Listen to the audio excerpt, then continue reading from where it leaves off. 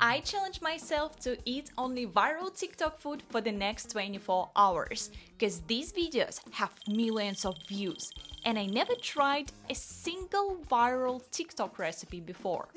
Also, I'm a big foodie.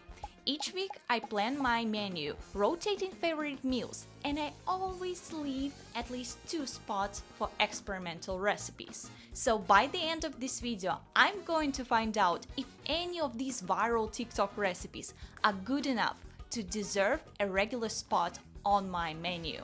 And though nothing I cooked was as disgusting as scallion coffee, one dish almost made me throw up. But here are the rules. 1. I don't get to eat anything besides viral food from TikTok, not a bite. 2. I must eat at least 3 times a day, including breakfast, lunch, and dinner. 3. I must do everything in my power to make each meal at least palatable, because I hate wasting food. And let's plan our menu. Alright, we start with a little bit of digging, because not only have I never tried a viral TikTok recipe, I didn't have the app up until this year. So I imagine TikTok food like something very colorful and weird in texture, to the point it's slightly uncomfortable to watch. It will be funny though if it turns out to be totally normal. And for this project I want to focus on viral 2020 recipes, because 2020 was the year of TikTok and it must have some good ideas. So far, I have no idea what I'm signing up for. Maybe it will give me a food poisoning or my skin will turn blue. I don't know.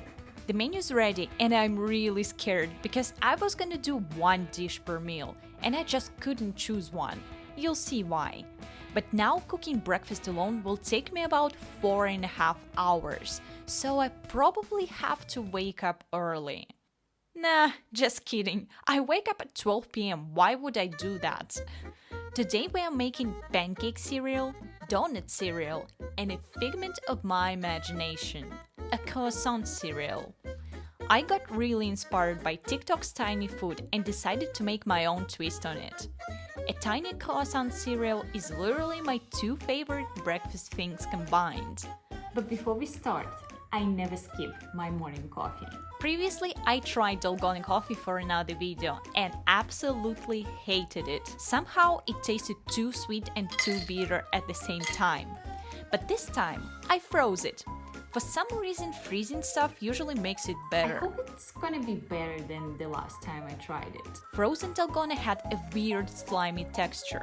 I drizzled it in a glass and though it looked like a rich, thick caramel sauce, it was nothing like it. Doesn't taste like caramel. But after a quick and careful sip, I was genuinely surprised by its taste. I actually don't hate it. It was balanced. If I found this in high school, I would be addicted. I don't think I will make it again, just because I usually drink hot French press coffee in the morning, but it deserves a solid 4 stars. Alright, let's move to the pancakes. Now, I anticipated that cooking 3 cereal dishes from scratch will take me more than 20 minutes, so I prepped some ingredients in advance. Yesterday, I pre-made buttermilk batter, so I only have to cook it now. Always cook your pancakes with butter. In most of these videos, they use some fancy bottles to pour tiny pancake dots and make them nice and easy. But I don't have any, so I used this tiny spoon and hoped they wouldn't turn out ugly. Making tiny pancakes in regular shapes and sizes turned out to be way harder than it looks. I was too confident. I ended up using 3 knives to pour batter and flip pancakes, and after some trial and error, I made quite a nice batch. I also tried making some egg-shaped pancakes just for shits and giggles, but it didn't work. In the end, I made a plethora of tiny pancake shapes and sizes. Mad respect to people on TikTok who managed to make them even. It's 1 cereal down, 2 to go. And later in this video, we are going to rate each recipe to find the best TikTok food of the year 2020. For donut cereal, I also pre-made the dough in advance. I was surprised it actually doubled in size overnight in the fridge, because every one of my previous attempts to make yeast dough failed miserably. It never worked. It's huge! I was excited. It took me forever though to cut out the tiny donuts with my Carmix cap, and then it took me even longer to punch tiny holes with a straw. But here comes the most terrifying part. Deep frying. I'm low-key scared of deep frying things because it's just too intense. There's a lot going on, okay? I always feel like one wrong move and it's all gonna explode. So, wish me luck, I guess. Look at how they turned out! A few burnt donuts here and there, but overall, I'm so happy with the results. I also fried some tiny donut holes and they reminded me of mini cereal. That's gotta be the exact way they were invented. Someone just decided to fry Cheerios holes instead of throwing them away. And while the donuts are cooling down, let's roll some croissants. You are not going to believe me. Yesterday I couldn't find pastry dough anywhere. I visited 3 stores, checked out every delivery service and they were all out of it. But I had these pre-made croissants and decided to use them instead. I'm going to roll them and make tiny croissants out of croissant. What would make a better croissant than a croissant, right? And I must say, rolling these little boys was quite a challenge. But again, after some trial and error, they were ready to bake. Boom! Nailed it! Now in my mind, a perfect batch of donut cereal would look like this. Pink glaze with rainbow sprinkles. But it never goes perfectly, does it? And I couldn't find any food coloring either. Supermarkets work in mysterious ways here, so I had to improvise and use a green food coloring from a Halloween edible slime kit I had for a while. That's why, instead of looking like a cute Barbie breakfast, my donuts were more like a Shrek-themed birthday party, which is typical of me. I also quickly glazed some croissants to give them a nice crunchy finish. And after 5 hours of non-stop rolling, frying and baking, I was pretty pumped to finally try my well-deserved breakfast, as I haven't eaten anything yet. Alright, this thing took me 5 hours and I did not expect this to be so long. I wanted to try each cereal individually to see if they are good on their own. First, I tried the biggest of the tiny pancakes, and it was everything you expect a pancake to be. It's nice and buttery, but in a tiny form, which makes it even more delicious. Tiny donuts absolutely blew my mind away, so I forgot every donut chain name. They actually taste like donuts from Krispy Kreme or Dunkin' Donuts. Surprisingly, they were crispy, chewy, and not too sweet. Even Shrek ones are good. Very tasty for the first donuts I ever cooked. And now it's croissant ASMR time. Did you hear that crunch? It speaks for itself. Now, trying pancake cereal with milk, I was not impressed. A sheer confusion on my face is just a genuine attempt to understand why would anyone ruin their pancakes with milk? They do not go well with milk. Milk just ruins everything good about pancakes, turning them into soggy, flavorless mess. It's a 3-star review, sorry pancakes. Donuts, on the other hand, impressed me once again. They were crunchy, sweet, and overall tasted like the actual cereal and donuts at the same time. This is so good. I did not expect donuts to be so good. And if you like me, crazy about cereal and have a ton of free time, hit that like button. Yeah, I'm gonna try more. I definitely recommend making those. The hours of labor are well paid off with the amazing taste. It's 5 stars with the side note that it takes more than 5 hours to cook. Croissants were just incredible. I was so excited I couldn't eat straight. It's everything you love about croissants packed in a tiny cereal form. And I just love croissants. I could feel a layered structure and a buttery taste and a crunch, all perfectly balanced. I strongly advocate for the mass production of these croissant cereal. It should be a real cereal. And it's 5 stars with a heart. I made a huge mess cooking TikTok breakfasts, and after cleaning everything up, it was a lunchtime before I knew it. It's almost 6 p.m. and we are going to make lunch. Today we have cloud bread and carrot bacon, which is both exciting and confusing, because neither looks like real food. So I think we can make a BLT sandwich to consider it a real lunch and not just bread and bacon. A little tomato and lettuce won't ruin it, right? I started with bread, and oh boy was it hard to beat those eggs. Oh my god. But I literally dreamt about baking my own bread for years now, because there's nothing better than a fresh, hot loaf of bread. It's the most delicious thing on earth! Sometimes I eat only bread and wine for dinner, and though I don't know a thing about bread making, this recipe seemed suspicious. It's only 3 ingredients and there's no flour, but I guess it's just organic. Oh right, this is me really tired of beating those eggs. I'm done. And I got some help, because I'm not the god of baking.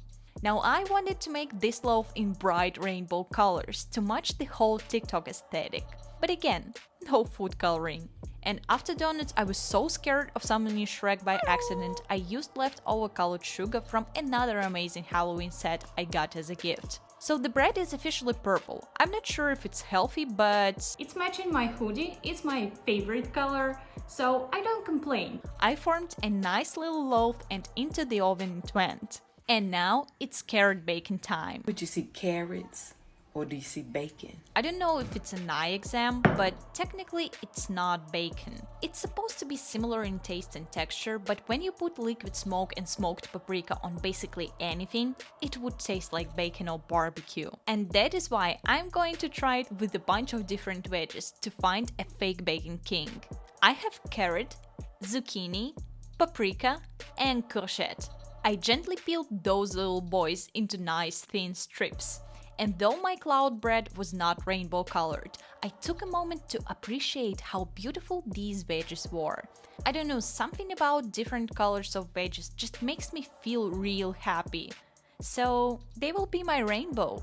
And though the original recipe called for liquid smoke, I decided not to use it. So I'm not going to use liquid smoke because when I googled it, the only thing I found was ICOS. And I have a feeling that's not the type of smoke we need. And it supposedly causes cancer. I felt like the smokiness from smoked paprika would be enough. Instead, I used some olive oil and water to mix spices together. And while I was waiting for the cloud bread to bake, I finished my leftover croissant cereal. They were so good, I couldn't stop eating them. What's this? Oh, look! It tells you to subscribe. Finally, the loaf was ready, and I was super excited because it had what looked like a nice golden brown crust. I quickly transferred veggies to the baking sheet and was ready to try the bread. Now I always wanted to do one of those satisfying reveals, so here it is. Beautiful. Wow. But in reality, it was something else entirely. First thing that immediately put me off was the texture. It was sticky on the outside, and when I tried to scrape it from the bottom, it felt wet and warm, like I was touching SpongeBob's insides. And when I opened it, oh, you haven't subscribed yet? Subscribe now! Well, when I opened it, it was jiggly wobbly boom. Not pleasant at all. Maybe if I didn't need to eat it, it would be a fun experiment. But then I tried it. It felt like sweet eggs turned into a really fluffy, not in a good way, sponge texture, and the outer layer stuck to the back of my throat. I was horrified. I give 0 stars to the cloud bread, as a disgrace to all breads. But I'm gonna try a BLT anyway. Tasting a bunch of veggie bacon, I found carrot to be the closest to the actual bacon. Surprise! I don't know why I decided to undermine this woman's authority. She has almost 4 million likes on this video. Of course she knows veggies. But paprika bacon really stood out to me. And though it looked somewhat like carnage, it was delicious. Courgette and zucchini bacon did not have a very strong taste. Overall, veggie bacon deserves 4 stars with a plus. I would probably cook it again as a hiking snack to mix together with beef jerky. I've assembled a BLT. Ladies and gents, the quintessence of TikTok trends. It looked like it could be on a tasting menu of a free Michelin star restaurant, but kinda cursed as well. And I don't know what I could have done differently. The fact that it stuck to the bottom of the plate should have put me on guard. Alright, here goes nothing.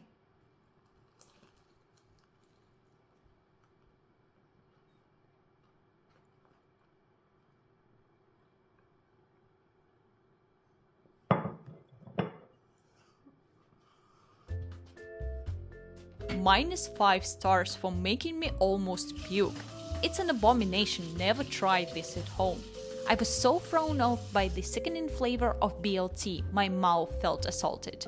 I had to take my time to reflect on it, so I decided to go for a walk. And after quickly admiring some veggies, I felt better. At this point, I was already exhausted, and I wondered why I did this to myself. But I was determined to test the final 2 recipes, because those I actually saw in 2020, feta pasta and charcuterie board. Now, this TikTok caused a nationwide feta shortage in the US. Isn't that crazy? Uploaded its own, now viral video recipe for the dish, precipitating a national feta shortage and justifying this story, which finds us chatting with a cheesemonger. A cheesemonger? Is that a real job? I thought cheesemonger was doing human trafficking, but with cheese. Anyway, this pasta went so viral, I saw it on Instagram, on the news, on my friends' accounts. And ignored it, because whenever I put feta in my salads, and I cook quite a lot, guys, it smells farty. And even fartier it smells when cooked. I just couldn't wrap my hand around this. Why people do this? It's like microwaving fish in the office. But after a little bit of digging, I found out that where I live, feta is made from sheep's and goat's milk. And it smells like sheep and goat. But in the US, feta is usually just a cow's cheese. So it must be the difference. Or people just like farts, I don't know. Alright, let's cook it. I have tomatoes, herbs, a fancy casserole dish, and the most important thing, garlic. I am totally a garlic girl. There's no dinner that would be better without garlic. You can try and prove me wrong, but I just don't understand why no one adds garlic in there. It's so much flavor. I quickly mixed together tomatoes with garlic, herbs and some spices, and added my true Greek feta. I must say this recipe is the easiest I made today, so if it turns out as delicious as everyone says, I'll definitely add it to my cookbook for lazy dinners. I also threw in some leftover courgette and zucchini and... I just realized I didn't turn on the oven and I was waiting for like 20 minutes for nothing. It was almost 11 p.m. when the oven was finally ready. I was tired and hungry because this quick and lazy dinner bakes for 45 minutes. 45 minutes! I'm too impatient for that. And while it's all cooking, I've decided to put together a charcuterie board. I'm a huge fan of charcuterie, pretty much anything for no reason. Fruits, veggies, eggs. I guess it's all started with TikTok secretly influencing me, or with my parents arranging every meal like this. So I'll just assemble my go-to wine snack of charcuterie board. It only took me 3 minutes, and that's exactly what I want when the dinner is quick and lazy. To pass the time, I decided to boil some pasta, and of course boiled way too much as usual. When it comes to pasta, I have no self-control. Also, up until this year, I didn't know they had this spaghetti pasta shape. How cool is that? Little mushrooms! Alright, here are the cooked feta and tomatoes. It smells really nice. I'm so happy it's finally done. Unfortunately, a courgette didn't make it, because nothing should be baking for 45 minutes. While mixing everything together, I started to realize the initial garlic and rosemary notes did not cover the smell of sheep completely. Now I can smell a bit of sheep. And now it's time to try it. You know what? This will go perfectly with some wine. At this point, I was really hungry. Cheers to the full day of eating TikTok food. Although the smell was a bit overpowering, I liked the first bite. Maybe it was my hunger or my unconditional love for carbs, but at the moment, I enjoyed it. It's quite tasty. I don't know why I was so skeptical about this. Later, when I was finishing the feta pasta, it tasted less and less delicious with each bite, and I was reconsidering my rating. I would give it 3.5 stars. Because it took me too long to cook, and unlike with donuts, I can't say the taste was worth the wait. There are more interesting and tasty ways to use feta in your pasta. Just please, don't bake it. As for charcuterie, it's hardly a surprise everything tasted great. Solid 4 stars. Nothing new, but a great meal to accompany a well-deserved glass of wine. I enjoyed the rest of the dinner thinking about how important it is to try the new things. And although I was really tired at this point, it was a great sensation. I did it! The full day of eating only viral TikTok food from 2020. Was it fun? Absolutely. Was it delicious? I would say hit and miss. Did my skin turn blue? Not yet, so I would call it a win. And did you enjoy this video? Then hit that like button and subscribe to the channel for more.